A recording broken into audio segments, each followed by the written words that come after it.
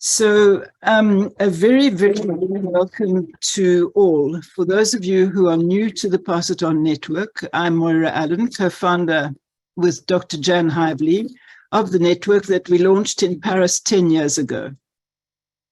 Today we have liaisons in over 60 countries on the 5 continents and 2 regional networks, one in Canada and another in Southern Africa. Our goal is to connect aging rights advocates everywhere so that older people like ourselves, wherever they are, can age with rights and enjoy a better life. I'm also on the board of Old Up, the influential avant-garde French association started 15 years ago by 70-year-olds who are now moving into their 80s and 90s, and whose driving force is to find meaning in our longer lives. I'm also founder of Too Young to Retire Europe, and Too Young to Retire is an accredited organization to the United Nations Open-Ended Working Group on Aging, and I represented both Pass It On Network, Too Young to Retire, and Old Up at the recent United Nations meeting. Thank you so much for being with us today for this report back session. It's really been a very crammed couple of weeks, and we're eager to share with you what has in fact been going on. We all attended the global rally organized by the Global Alliance for the Rights of Older People, also known as GAROP, and this rally drew significant notice in social media across the world. I took a TGV out of Paris. In fact, it was the last one before the national strikes kicked in, and that was to attend the presentation of the preliminary results of an international study on what and how people's rights, older people's rights, were affected during the pandemic. The study covered 18 countries from China to Chile, and examined what happened exactly to the rights of older people. From Strasbourg, I jumped onto an overnight bus to Prague to go and join Dana Stanova and the EURAG organization for a conference on empowering people to realize their brain power potential. And then at the beginning of April, members of the Pass It On network flew into New York from Vancouver, Seattle, Boston, New Delhi, Cameroon, and Paris to attend the 13th session of the United Nations Open-Ended Working Group on Aging.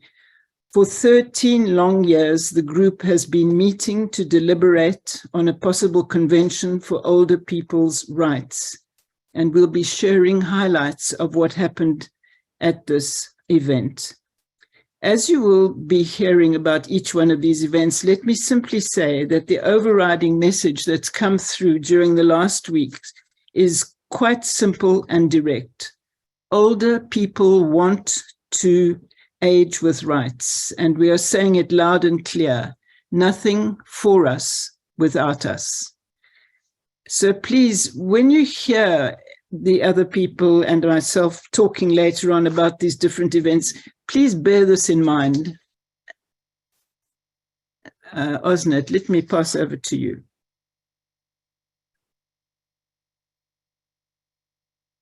Oh, yeah, we always pass it on to somebody. That's our name. Yeah. So we have so much stuff to cover today, and we're going to do it chronologically. So very briefly, Moira, if you can speak about what happened there in Strasbourg, in REIACTIS, and then also quite speedily look at what happened in EURAG in Prague. All these are somewhat connected to what happened later in the UN. And then we'll take it from there. So Moira, back to you. Right. So here I am. I've got off the TGV and I'm in Strasbourg, and I'm at the Commission, the European Commission, which is the highest instance of the European Union. And I'm there with my friend Bridget de Borga from Old Up. And we are there to listen to the preliminary results of an international study called the RIDPA, which is an international research on how the universal rights of the elderly were affected by the pandemic. And this whole international study was led by an organization called RIDPA and involved a team of 44 researchers from 18 countries, as I mentioned earlier, I named them. The whole idea was to find out exactly what was going on with older people during this pandemic. And you might well ask, why on earth would two associations take the time to go up and listen to what was basically a scientific conference? And we spent 3 full days there, and they were very interesting and very full. But why? Well, the answer is manifold. Firstly, because the treatment of older people during the pandemic was absolutely shocking. And the lens that this research took was the lens of human rights. It just can never, ever happen again. And I hope that this kind of research will help that. Secondly, we, in fact, the older people, we are the subjects of the research, and we need to know what's going on. Thirdly, we seek to build positive collaborative relationships with researchers in our field so that the research can be pertinent and really relate to exactly what we're going through, or at least we can guide and collaborate with people. So that was specifically why, some of the reasons why we went there. And then there was an additional reason, because this overall international research was led by a monsieur called the Professor Jean-Philippe Viriot-Durandel. And he was the inspiration behind the creation of a chair at the Lorraine University in France, whose primary mission is to observe what contributes to the inclusion or the exclusion of individuals or groups solely because of their advanced age. The chair seeks to understand how these processes are reflected explicitly or implicitly in the conduct of public policies, in intervention systems, in professional practices, and in daily interactions. The best part, as far as we are concerned, is that the intention of this chair is to involve the subjects of research, and that is us, that is we, the older population. I just mentioned in closing on this particular one a few points. The research in these different countries took into account 4 basic questions. So it helps very much to get these same questions answered throughout the 18 countries that were concerned. The first question was the rights to care and health. The second, freedom of movement. The third, the visiting rights and social life. And the fourth, the right to citizen participation and consent. The final results of this study will be presented in Montreal in June 2024. And we're expecting to receive a call for papers and workshops very shortly. And we're busy trying to decide whether it will be a good idea for us to mount a workshop and to go to Montreal and really raise the voices of older people on that occasion. And with that, I think I will just leave the point there. I was rather hoping that someone from Montreal would be present, but they don't seem to have arrived. So without much ado, I'm going to jump back in my overnight bus and zoom off to Prague. In Prague, I met my friends and our friends from EURAG. And EURAG is, in fact, the oldest federation of organizations for and by seniors and older people. And we had a very interesting conference on the whole question of the brain and how we could use it and improve it. And as we have the pleasure of having with us today, Dana Stanaiber, who is the Secretary General of EURAG, I would like her just to make a few comments about the event in Strasbourg, and just to remind her that time is very short, so she could just be very short. Dana, I hand the floor to you. So, hello everyone. So the conference in Prague on healthy and unhealthy aging of the human brain was organized actually in connection with 25th anniversary of the Czech Society for Memory Training and Brain Jogging, which I am a head of. And because I'm also a Secretary General, I just combined both, because in that way I was able to finance everything from our own sources without any subsidy. And we were lucky enough that the Czech Technical University was interested in cooperation, and we have organized the conference together with the Faculty of Biomedical Engineering. So in this respect, we got topics that we would normally not even touch.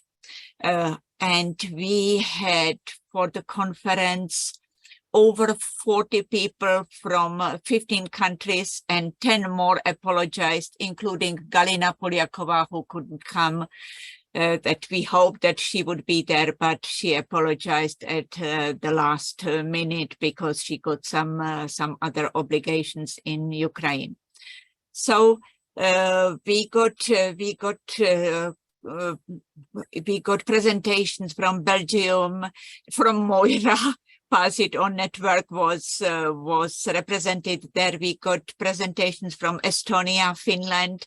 It was about memory training, because I have to mention that EURAG also has a EURAG Memory Training Center, which is training memory trainers abroad.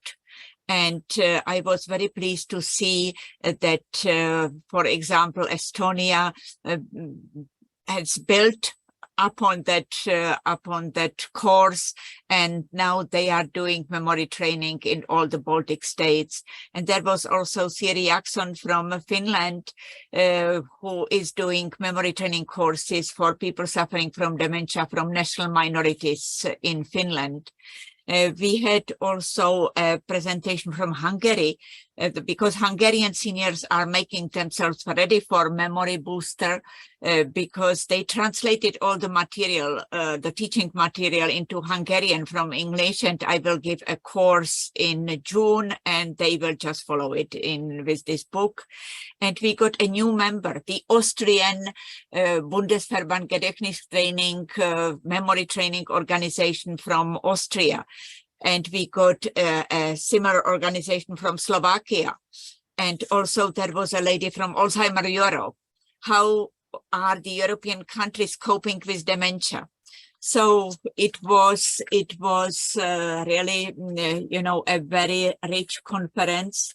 And I just see that I don't have the, yeah, I got the next page. And we bragged a little bit with what we are doing, like that we got like 80 libraries involved into memory training throughout the country.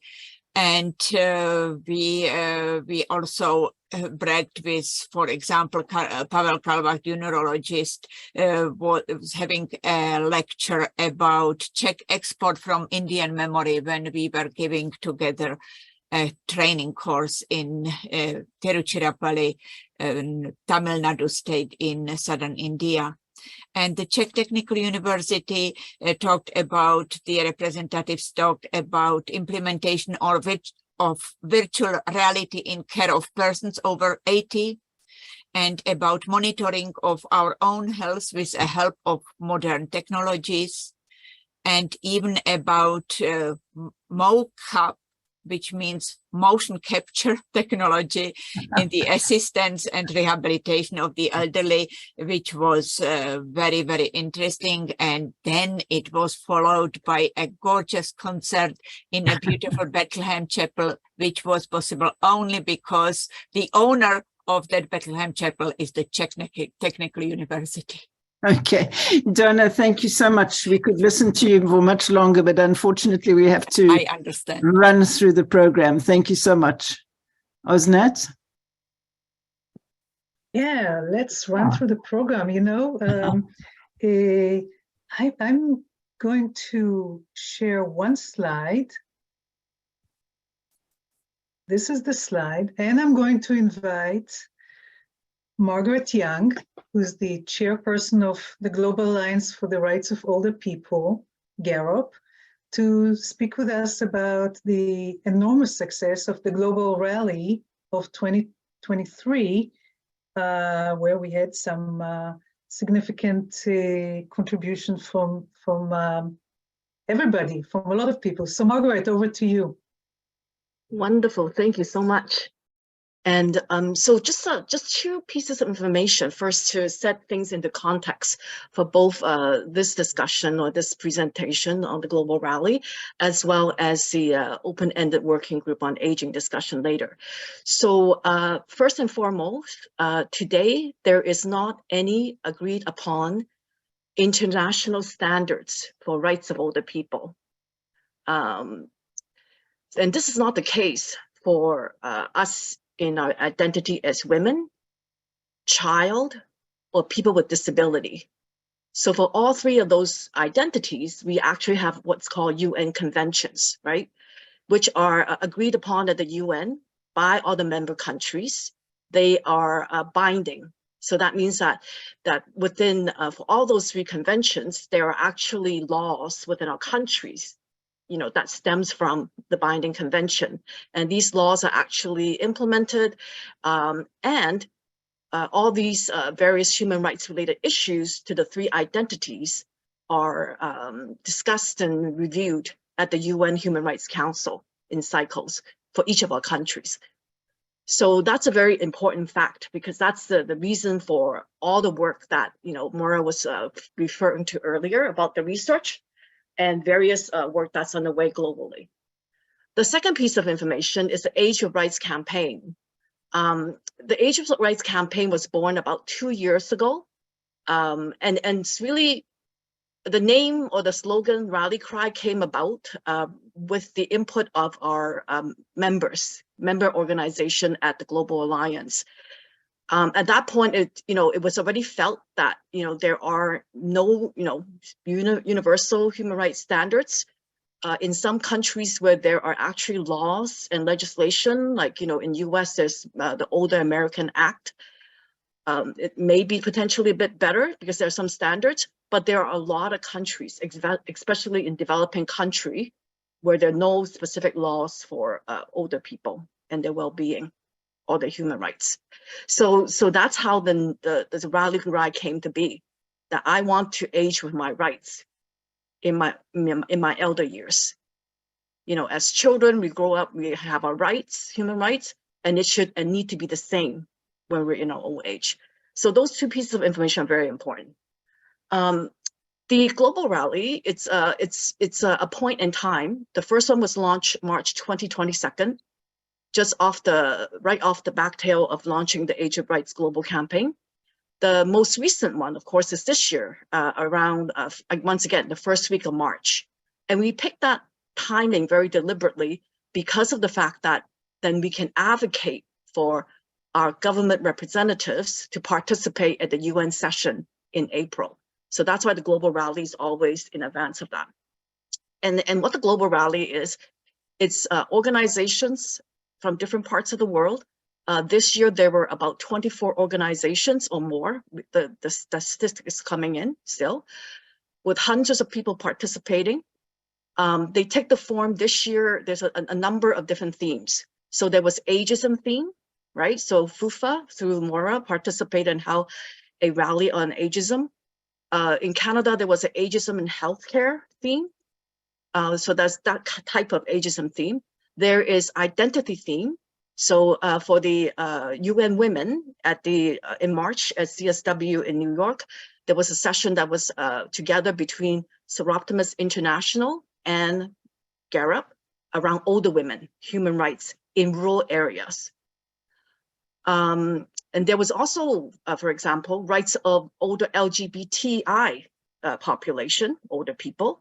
And that was done through the work of a US organization called SAGE, and off the back of their work in developing countries in Latin America and Asia.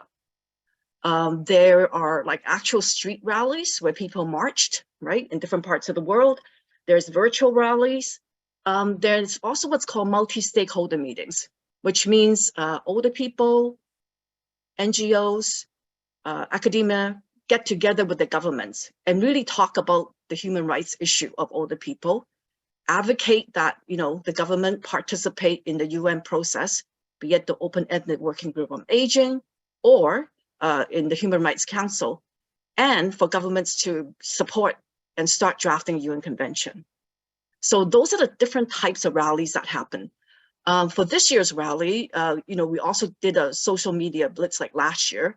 The social media blitz, just from GAROP alone, like not counting what happened with our organizations, it reached 2.8 million people, which was double last year. So it really goes to show that that there is that need, right? Because as all the different organizations that's organizing the event, and GAROP is creating a space and time as a platform for that to come out. The other really important thing in terms of these rallies is we had collaboration with two groups of a human rights commission. So the Korean, no, not the Korean, not this one.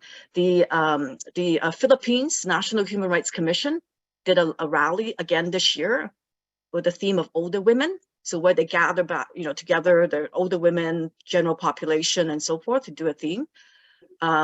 As well, it would have been, oh yeah, it is Korea. The other one is actually out of Korea.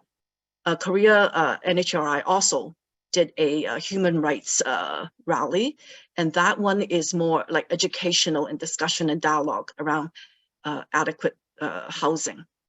Now, in terms of other actors, right? So we talked about academia, we talked about human rights institution, we talked about NGOs, we talked about older people, which is very important. So at the Global Rally Summit, we actually had a segment of older advocates from, they would have been from Kenya. And thank you to Jane, who's on this call, Jane Miano. She was one of our advocates from Kenya, who spoke about human rights of older people, especially through the intersectional lens of disability from Kenya. We had Emira, who's also a Pasadena Network member from Albania, who talked about issues of poverty and the lack of laws and legislation for older people. And then we had a third activist from Nepal. So older people voices, as Maura said, is very important in the movement. Another piece that we're really pleased with that we saw this year is intergenerational. So out of Mauritius, Mauritius has always been a country that's very strong in human rights of older people. And if our good friend Vijay is on the call, he would actually could share some additional information. So what they did this year was that there was actually, the younger people did a video. They filmed a video about human rights of older. They actually, some of them got into the acting space and acted as older people. And they talked about in that environment, what kind of old age looks like, what older age look like, and what human rights needs to be. So the global rally is really growing, and is reflective of the fact that more different type of people in their roles, as well as their age, and in different geographies, are saying, we want that convention. Simple. We want that convention for rights of older people. So I think I will stop there. I think that's a lot of good information about the global rally. And then I'll pass it over to Osnat.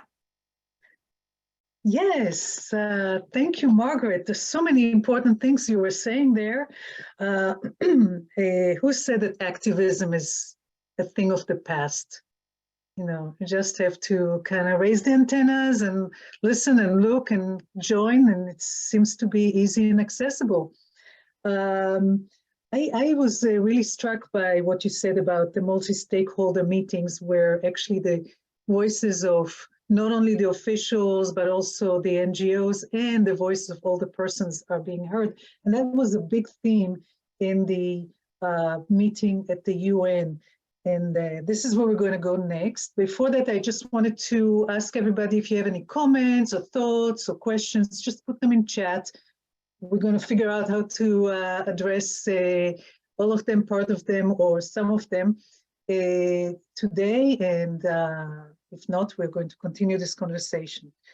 So next, we're going to go for a trip to New York to the 13th session. This is an annual session, so it's a 13th session of the open-ended working group on aging.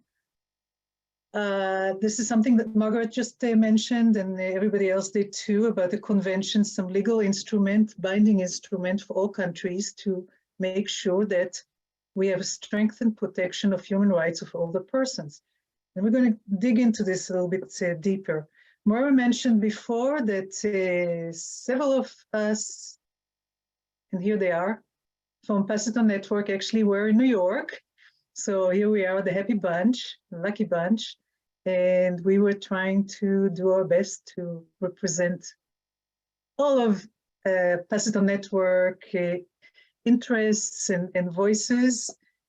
And just to get a kind of an idea of what the forum in the New York looked like, where we were there from 9 o'clock in the morning to 6:30 at night, every single day from pretty much Monday to Thursday. This is what it looks like. So at the back of the room, there are two screens where the person who's speaking is being seen. There's a group of, I don't know, 5 or 6 people there who are expert panels. Closer to them are all the countries, and then the peanut gallery, that's where we are the civil societies, NGOs, older adults, everybody who has the extra voice that everybody needs to hear. One last thing is that the 13 working group focused this year on 2 areas. Every year it's 2 different other areas. It was social inclusion of older persons and the right to health and access to health services for older persons. And one of the things that is important to understand here, this is a more top view, is there are some things that fuel the process, and it's enhanced opportunities, access to resources, impactful voice, and respect. And I'm going to pass it now again to Margaret to tell us about the expectations, the drama, the resolutions, everything that took place there during that week. Thank you, Asnat. That was a great overview. Seeing those slides already brings back memory, and it's very helpful for those of us who weren't there to get some context. So that's really great. As I said earlier, the human rights of older people are discussed in 2 forums. One is the open-ended working group on aging, and the other is Human Rights Council. So the open-ended working group on aging, what's unique about that is one of those forums where civil society, meaning NGOs, community-based organizations, have an opportunity to work with member states. Member states means our government representatives, as well as human rights councils, Human Rights Commission, together to discuss the lens of human rights on those various issues on aging. So the big shift that one needs to make going into that forum is, instead of thinking about policy and programs. So for example, like it was mentioned that one of the topics is health and health services, right? So normally we think about health promotion, health awareness, nutrition, long-term care, palliative care. When we go into that forum, we need to switch the lens and think from the lens of human rights, that it's a right to have access to health services, like minimal standards. It's a right to have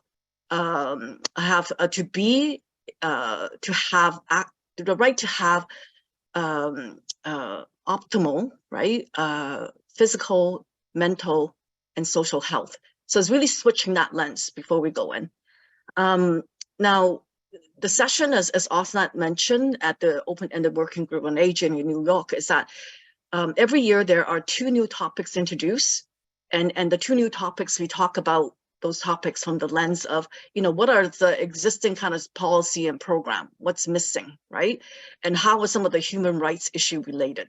So there's an opportunity for all the organizations that are accredited.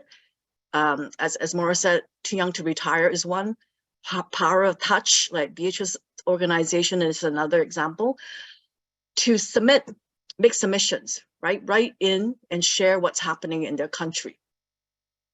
Then, aside from the 2 new topics, there are topics from previous session where analysis is done really around the human rights instrument.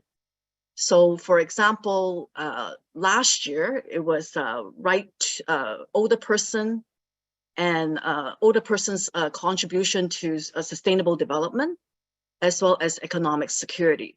So what happened this year is, once again, a whole bunch of human rights related, like frameworks, feedback was given, and there was an overview that was presented, like what's missing in terms of, for example, right to participate, right? When we think about older person and social development, right to participate, right to access to information and services, even like independence, mobility, right? Mobility rights.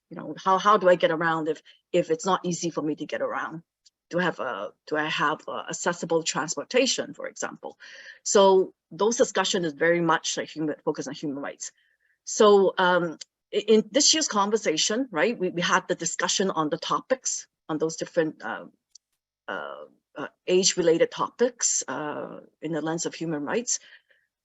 Plus, we also did a couple of other things. So one is there was a robust discussion about human rights framework itself. So once again, is there sufficient human rights standards, right? And there were debates that's happening. There were some, advocates that were saying, no, there is not. Here's an example. And then there were some member states who were saying, yes, I think I get what you're saying. Some who said, I really get what you're saying. I support the convention. Some who say, I'm not quite sure, I'm on the fence. And then there are others who say, well, I just need to hear more. I don't think I'm convinced, right? So that type of conversation happened. And that usually happened at the open-ended group. Then the other thing that's different, that's quite unique this year, was that there was a discussion and a proposal that was made. And the proposal was made by 16 countries, and they were called, they were dubbed the cross-regional core group, right? 16 countries. And these 16 countries, what they did was, since the last session in 2022, they went away and they were tasked with figuring out what's the next steps. And broadly, the next steps were, okay, identify gaps, right? That everybody's been talking about, like create a list, a concrete list, and recommend what to do with that next. So that group of 16 countries were to go away and do that. So along the way, as advocates, Global Alliance for the Rights of People wrote to the 16 countries and said, well, what's happening? I don't hear anything yet. We want to make sure that older people and NGO civil society is part of that conversation, because we can help. We can help. We didn't hear anything. So we pinged them again and go, what's going on? We want to help. This needs to get moving. So about a month before open-ended working group on aging in April, so that was March, there was a small meeting that was called with one of the representatives, right, of that group, to say that, okay, we've come up with something.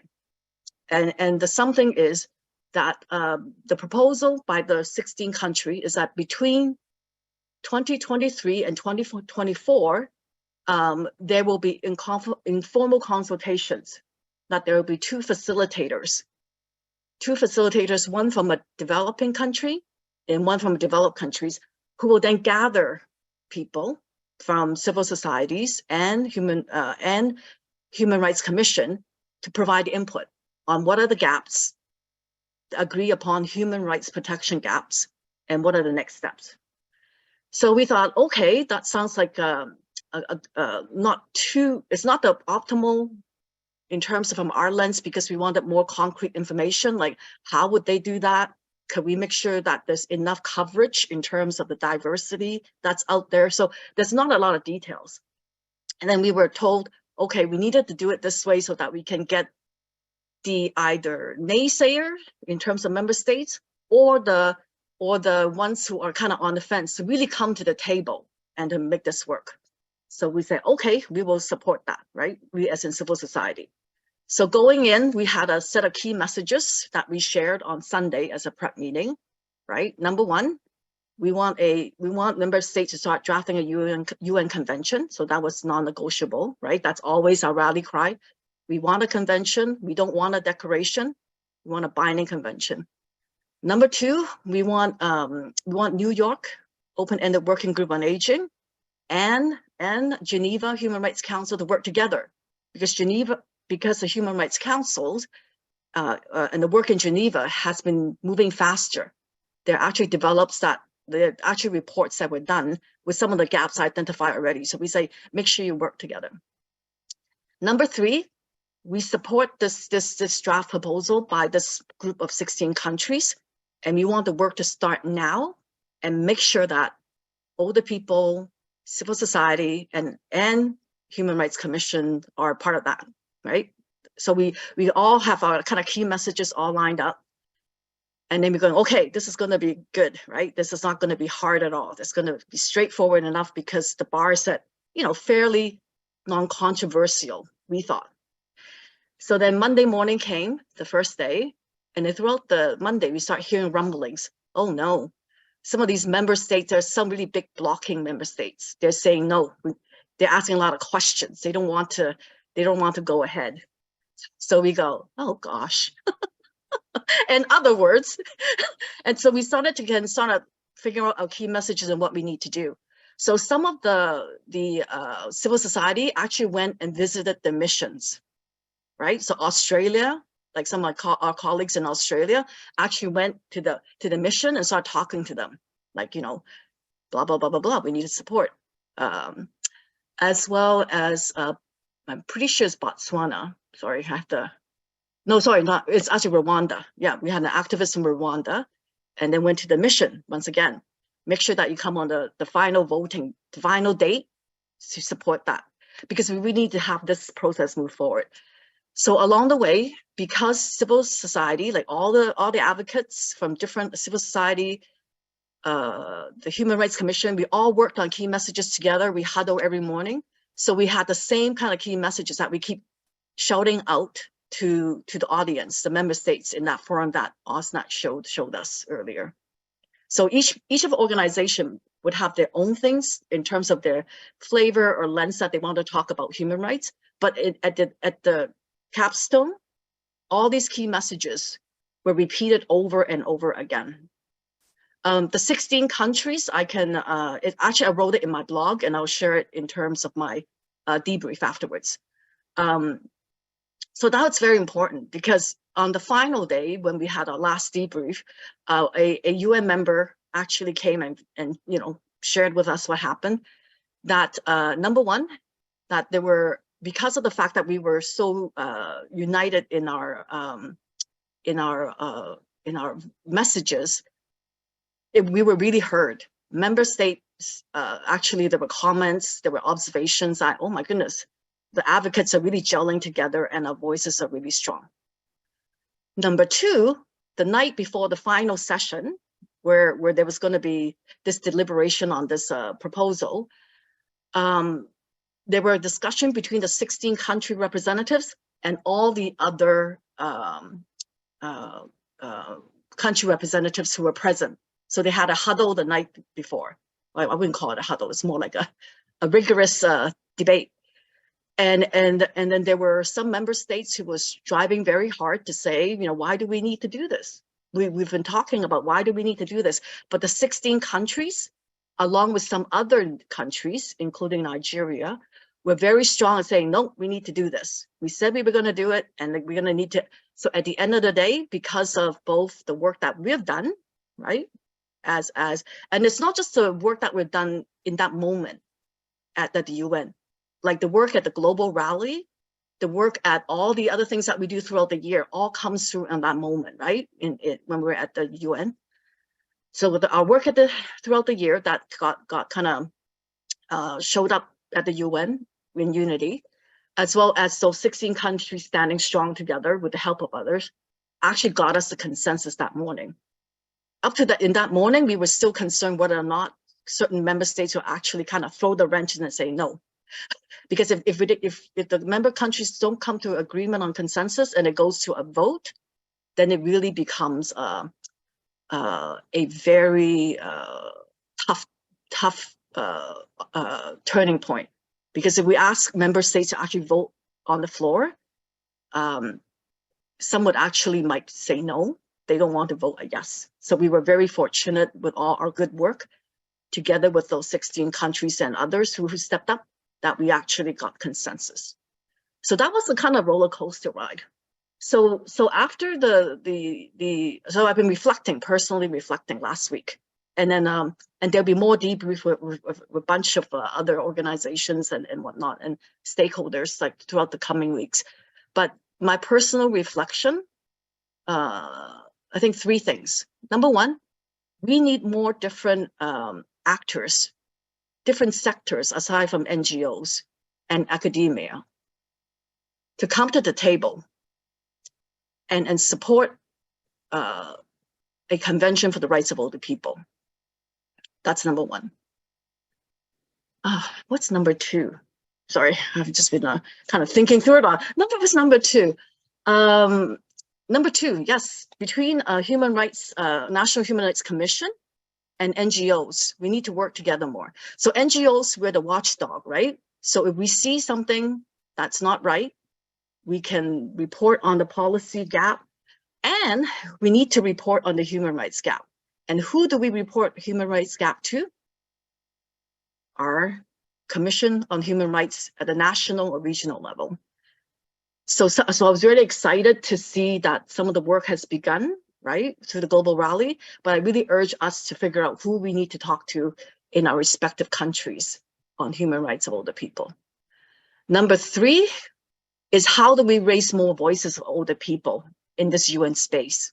It's very challenging. So GAROP actually sponsored like 3 activists to travel, to go to UN this year. But you know, resources are finite and it's not the best solution. So how do we go about doing that? So Maura said who and for what example, different types of parties. So for example, in one of our side event, a doctor from the palliative care actually asked a good question when I spoke about long-term care. So a doctor would be a good person.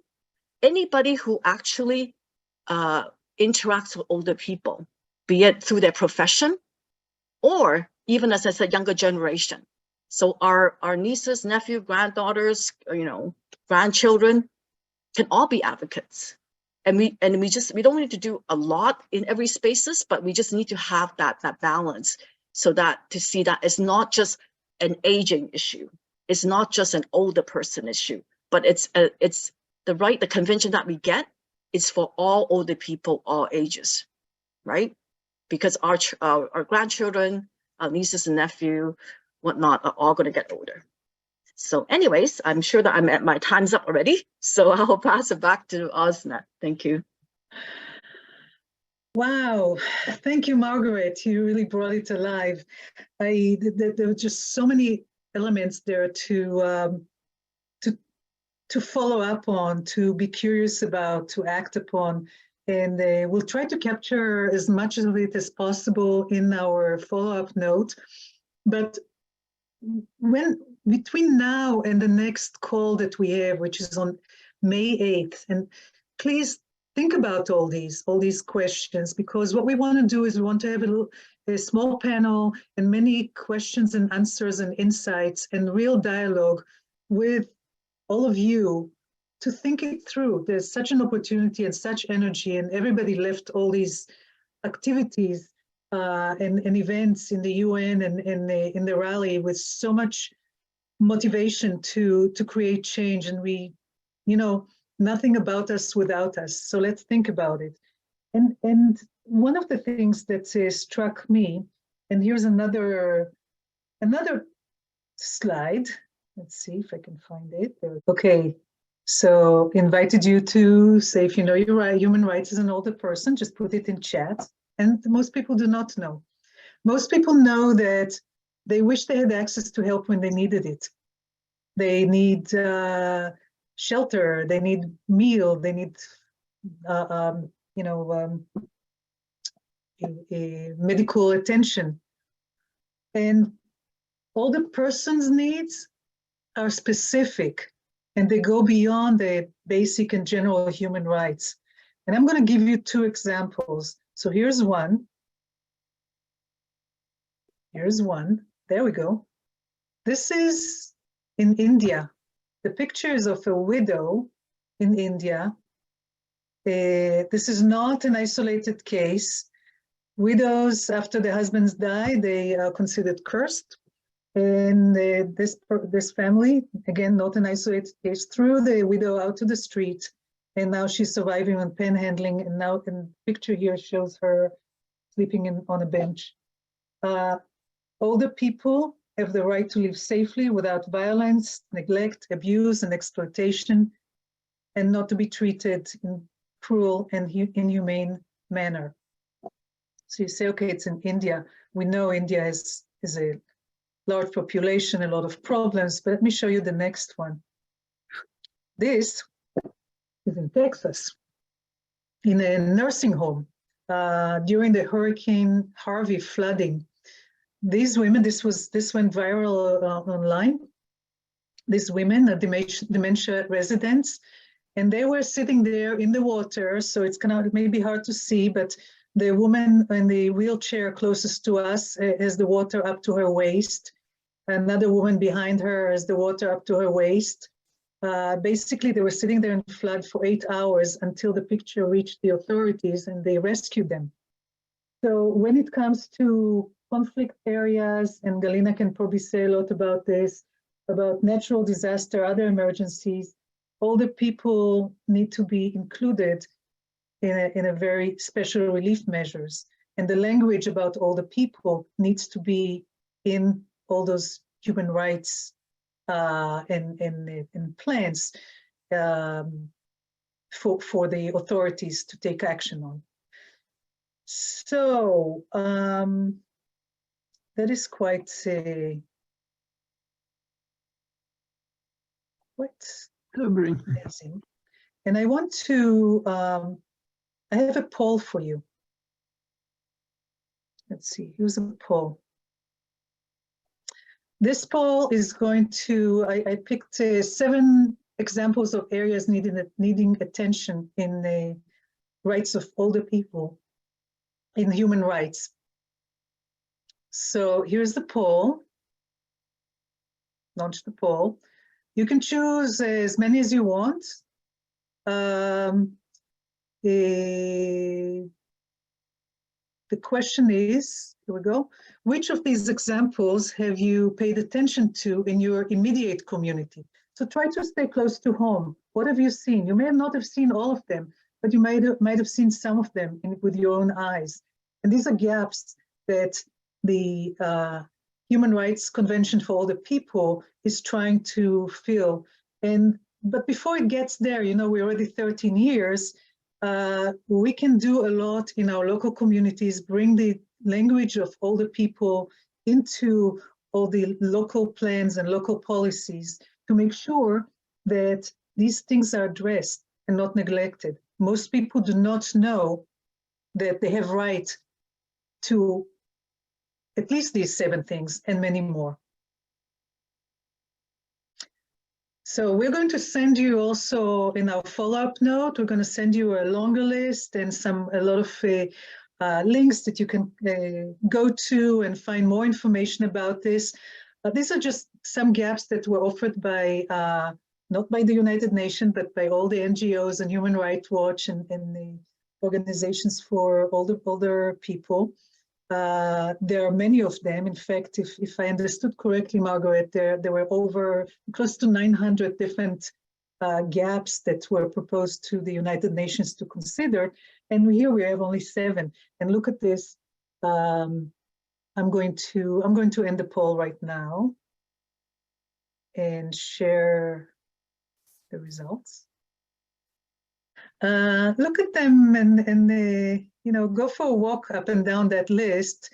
Is there anything there that strikes you that you want to comment on?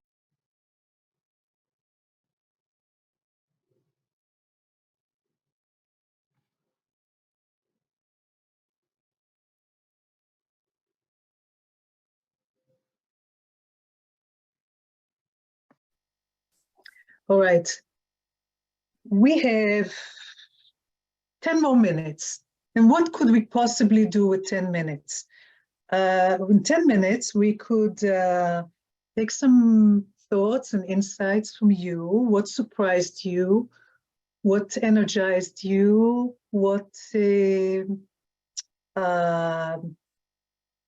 you notice? And if you want to speak, just raise your hand. There's a reaction button at the bottom of the screen. And if you click on it, you can see that you can raise your hand.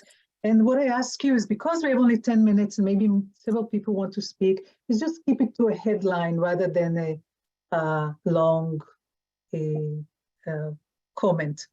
So I'm going to ask Giovanna to start. How can I help? A friend of mine and myself, we are trying to set up right now a podcast. It's about, especially in specific, women and aging. And we would like to cover different topics, social issues, business issues, identity issues, and so forth. How can I help? You don't have to answer now, but it's just, I'm here to help if I can. Thank you, Giovanna. Tom, you're next. You have to unmute yourself. Yeah. Are you referring to Thomas Kwan? Hi. Okay. I just have a very short observation here. Thomas Kwan here from Singapore, and thanks to Dana and thanks to Margaret for a nice presentation. What I want to ask all of us here is that senior, older people in the third age, people like myself, we are in the third age. Do we have the rights to knowledge conversation? Just keep in mind that older people, especially in my local context, older people tend to lose confidence in their own knowledge because of computer, because of AI, and every other thing. And when we want to learn computers or digital skill, the young people are not prepared to teach us because they have no patience with us. And young people doesn't want us to teach them because they learn and they know more from AI. So what I'm saying that does older people, actually it's about Margaret, does older people have the rights to knowledge conversation? That the one that we are doing now is knowledge conversation. What do you say? Thank you. Well, look at this. Margaret is next. Thank you, Thomas. Yeah. So thank you. So first I'll respond to Giovanna. So older women, surprisingly to me, when I was part of the UN women work, lots of older women are not involved on this issue of human rights, let alone younger women. As a big surprise, and then we can have another conversation on that. So what I would say is, for the podcasts that you are going to be doing, let's talk about one that's focused on human rights specifically and how older women can help. And secondly, in some of those conversations where it's appropriate, when you talk about policy and programs, bring in that human rights lens, kind of as what I said before. Like, so what does that mean in human rights? To Thomas's question, the High Commission of Human Rights at the UN did a whole bunch of analytical reports. The latest one, they specifically listed that there's a protection gap relative to digital data and AI for older people, be it from access to digital equipment and very much access to learning. So that has been flagged, and that's why we need a UN convention. Because globally, when we launched the digital campaign on education, there's actually a big campaign for children. So that for children and youth, it's actually embedded in the learning in primary school and secondary school. There's currently no such support for as we grow older. There might be some as we grow, and we need to have digital capability in terms of, like, let's say, retooling for work, vocational training. But just as older people who want to learn it for day-to-day enjoyment of access to program, family, social, there's not there. So it's recognized as a gap, and we need to have that in the convention. So just quick response on both. Thanks. I just want to add, Margaret, it's not only for daily enjoyment, it's also for accessing services in the community, because almost everything right now is geared to digital access. And that's right. Yeah. Alternatives needs to be available, and training needs to be available. Yeah. I think especially through the COVID, and there were reports out of the US where things were online in the beginning, just as Canada, in terms of getting the COVID vaccine, and older people just couldn't really do it. So yeah, without help. Okay. Yeah. Jeff, go ahead. Yes, very, very briefly. Going back to the survey that you did, Asnat, I was struck by the, I thought the percentage would be higher in terms of abuse and neglect. It came in at 50%. And I would have thought that would be much higher. And maybe it might be due to the fact that a lot of this goes unreported. The other thing, though, is when we talk about people not knowing their rights, I would love to be able to have access to more information along the lines of the example you showed in India, because most people would be shocked by some of the examples that you guys know about. And I think that needs to be more prevalent to people who just aren't thinking in those terms. Because I think that's the eye opener for a lot of people. So that's my 2 cents. Thank you. Joanna.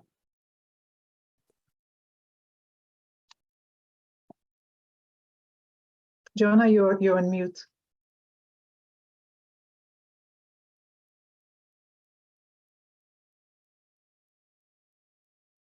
Sorry about that. What about the Right to Die movement? Compassion and Choices is a movement in this country. I know you can go to Switzerland for some people. Is there any movement from this organization or anyway?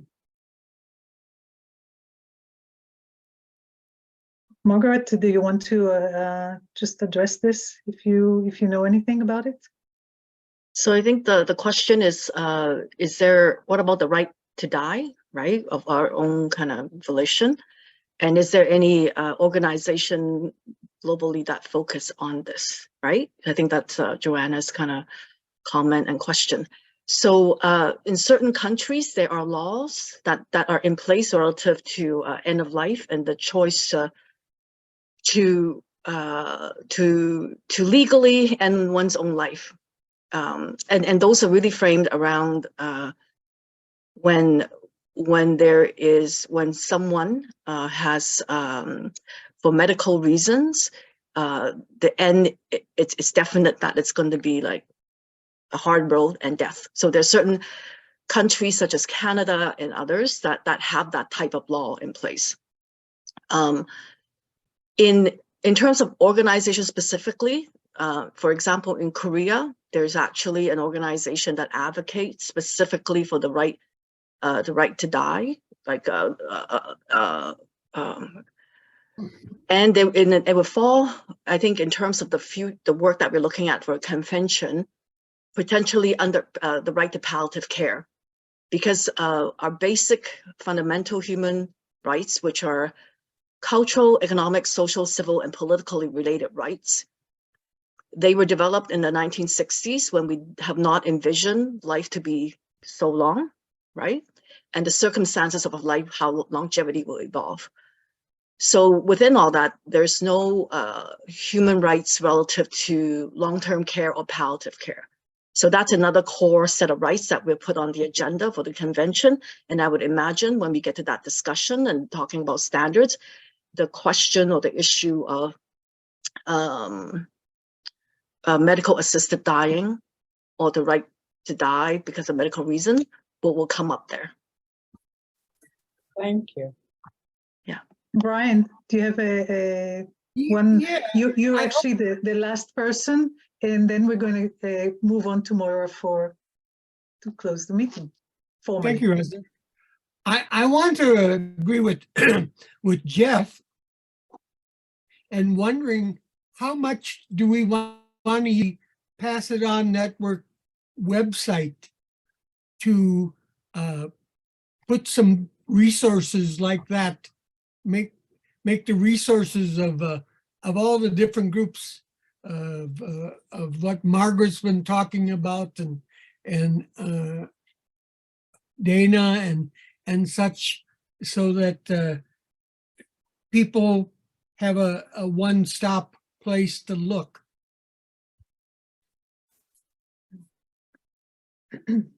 Brian, I want to suggest that going on the GAROP website, and there'll be link in the follow-up note, is a very good place to start. The thing is happily more and more organizations are joining the effort, and more individuals and other care groups are joining the effort, and it will always be not up to date because there's so much movement around it. So I suggest right now to go to the GAROP website and start there. There'll be more resources that we're going to have in a follow-up note. So if you're still finding that you don't find everything, we'll be happy to talk. And Galina, you have 1 minute to say what you have to say. Oh, that's hard. I only have to tell you few words. Last night, a nursing home for older women with psychological problems had been attacked by Russian missile. 167 old women with mental problems now lost their home.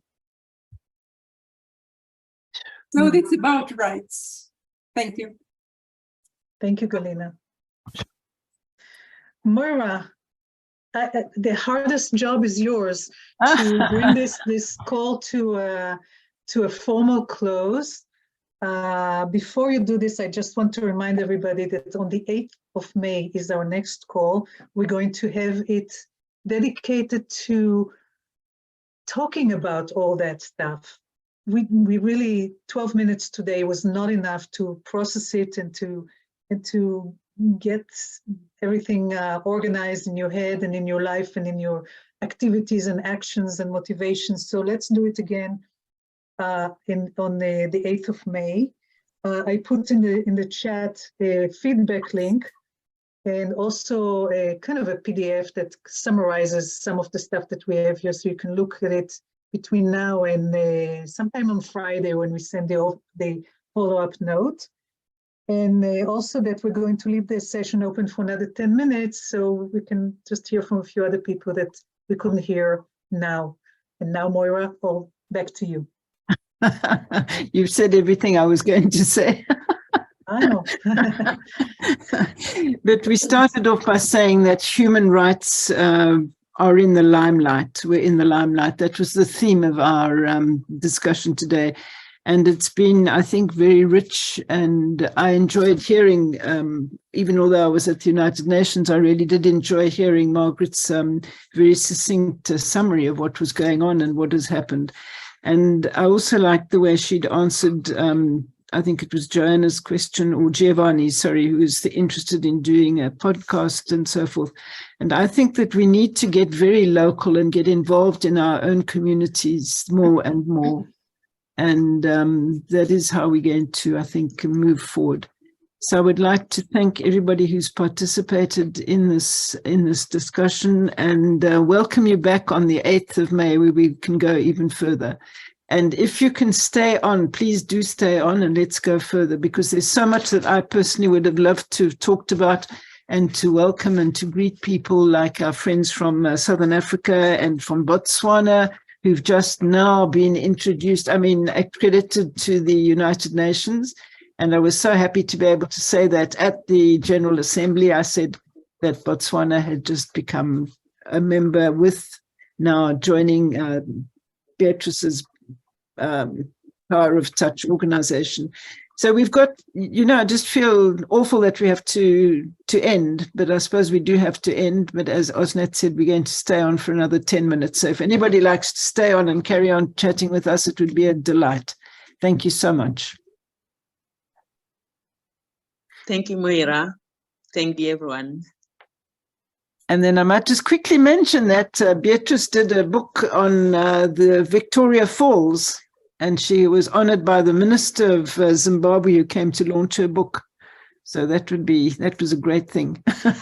Thanks, Moira. I want to thank Margaret also for, and Moira for giving us the lived experience of what it was to be there in Strasbourg, Prague, in the United Nations. It really came alive for me, even though I was in person in part of it. But nice to see it from another person's view. But Osnat, thank you to you for putting those slides together, because that really did bring it alive for everybody. Yeah, just to be able to see what the room was like. Can't fit everybody in that room, as big as it is. Those of you who are still here, did anything surprise you from what you heard today? Hello, can I talk? Yes. Sure.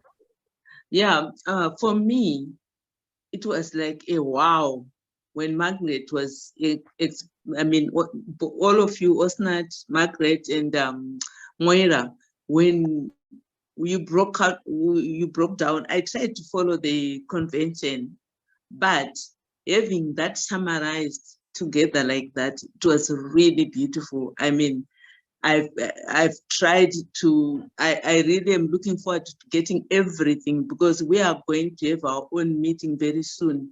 And I can see we have a lot to share and to aspire to do as people in Zimbabwe, to the rights for senior citizens. I really was impressed. So I hope we will have these notes out soon. Thanks, yeah, you team who went to represent us. Thank you, Beatrice. And I might just mention here the fact that, you know, we are in our 10th anniversary year, and we've got all sorts of exciting things on the program, including an in-person meeting with our Southern African regional network. And that will take place in August. And we've decided that we're going to use that to do some strategic planning. Oh, okay. So that's going to be very exciting as well. Lovely.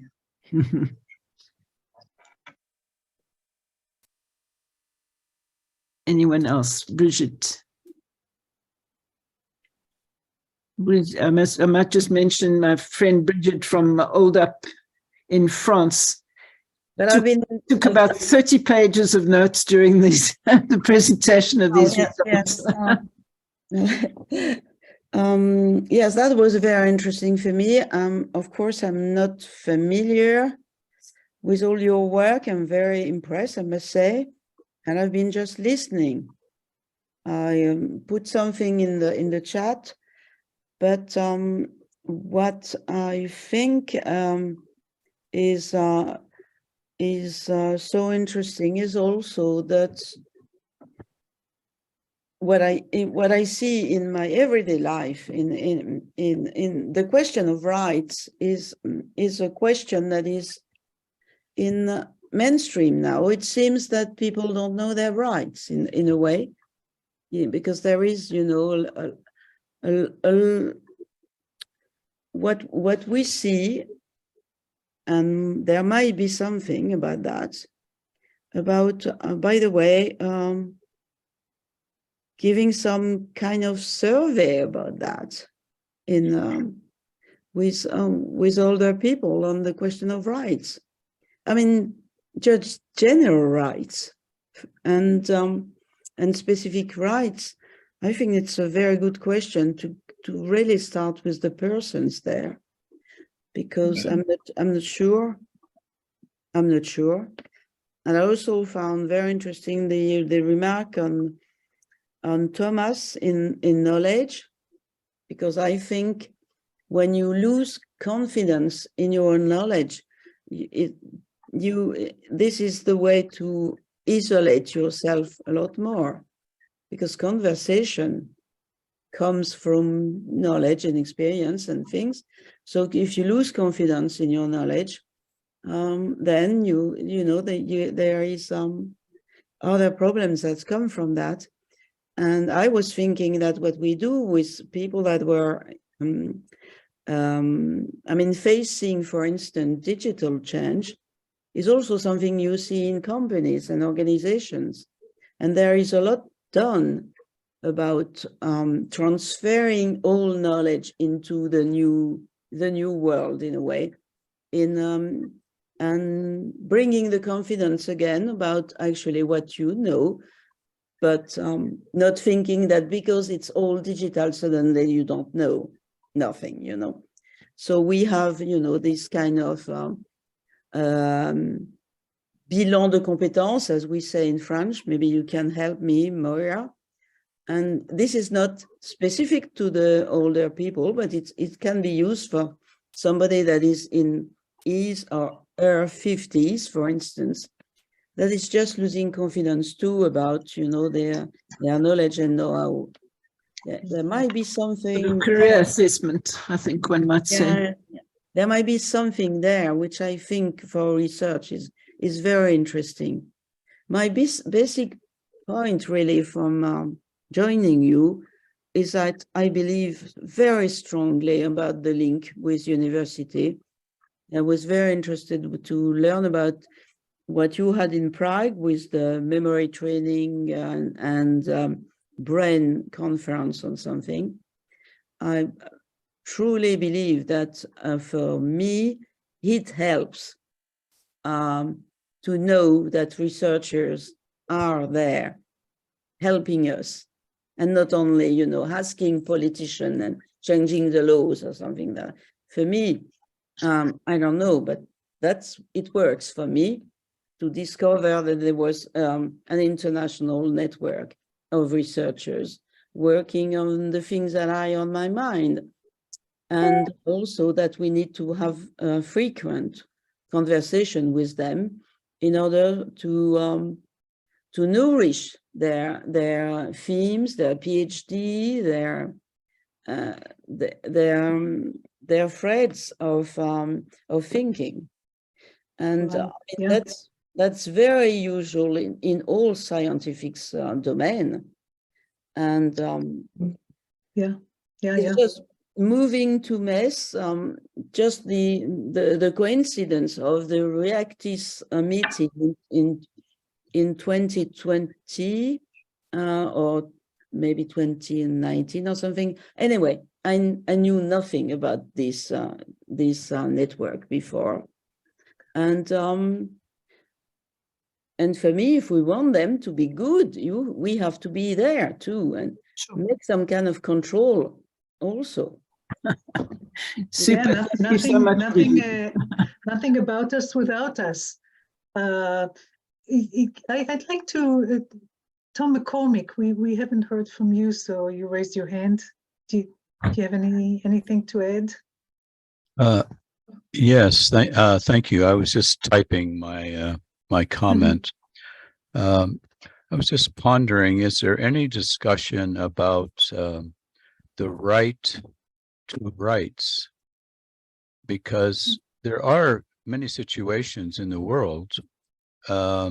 Think of the Uyghurs, think of Ukraine, we could go on and on, where people have human rights that are just totally disrespected, dishonored, and governments simply say that you have no right to those rights, or we don't care. What about that? I hear that about older people as well. There's kind of a shrug the shoulders. Sure, older people have rights, but frankly, I don't care, and nothing's going to change. What to do? Very true. Yeah. Very true. I don't know if Margaret has any comment on that. You are our conduit to rights. You know, I appreciate Thomas's comment, because it could be very disheartening to know that we are accorded rights, but a lot of times it's not even recognized. When I first got into this work, I didn't even think about human rights, right? I go about my day-to-day, I think about, okay, what policy and programs needs to be in place to make lives better in older age, you know, aging community, healthcare, and so forth. But when I got onto human rights, then I realized the big shift is that if I look at it from the lens that it's not a need to have, like I need to have better healthcare, I need to have better accessible transportation, to a must-have in human rights. So when I wear that hat, the conversation is very different, and it's hard work to know that, you know, sometimes it just gets disregarded, right? Look what happened in Ukraine in the picture that, or even in emergency situations, right? And so forth.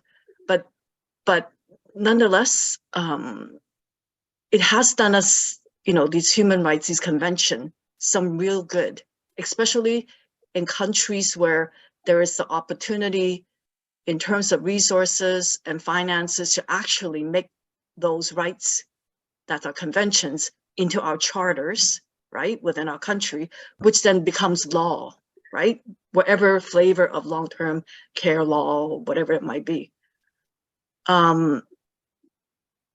So I believe them in human rights, and I continue to work on them. And I think we just need to, you know, at some point, if we kind of think about, if we didn't have a convention for the right of people with disability, look how, just is it imaginable how further behind we'll be in equity for people with disability?